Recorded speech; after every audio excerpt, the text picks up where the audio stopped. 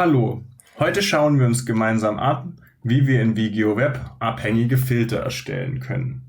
Dazu lade ich zuerst einen Kundenlayer in das System. Sie sehen hier verschiedene Kunden, visualisiert abhängig von ihrem Kundentyp. Das heißt, wir sehen hier A, B und C Kunden. Über das Filtersymbol hier rechts können wir ein Fenster öffnen, um verschiedene Filter anzulegen, die natürlich in Abhängigkeit zueinander stehen. Wenn ich beispielsweise hier reinklicke, sehen wir alle Vertriebsregionen, die über Deutschland verteilt sind. Und natürlich auch alle Vertriebsmitarbeiter, hier eine ganz lange Liste. Wenn ich aber jetzt in die Vertriebsregion hineingehe und Deutschland Nord auswähle, wird mein Vertriebsgebiet automatisch heruntergekürzt. Das ist nämlich der erste abhängige Filter. Das heißt, alle Vertriebsgebiete, die Sie jetzt hier sehen, sind abhängig untergeordnet im Vertriebsgebiet Nord.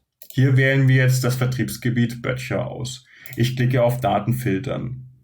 Und schon sehen Sie die abhängige Filtereinschränkung. Das heißt, wir sehen jetzt nur noch Kunden, die dem Vertriebsgebiet Deutschland Nord zugeordnet sind und die unter das Vertriebsgebiet Böttcher fallen. Auf einen Klick auf den Filter wird dieser wieder ausgeschaltet.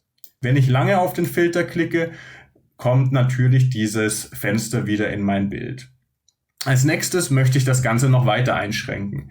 Ich kann hier beispielsweise nach dem Kundentyp B filtern. Wenn ich nun auf die Daten filtern klicke, sehe ich ein ganz anderes Bild. Kundentyp A und C werden ausgeblendet und ich sehe jetzt in meinem Vertriebsgebiet Böttcher eben nur noch die gelben Daten. Das können wir so weiterspielen und beispielsweise auch noch den Umsatz beispielsweise größer gleich hinzufügen. Ich tippe jetzt hier 1.000 € ein, klicke auf Daten filtern und meine Datengrundlage verändert sich nochmal.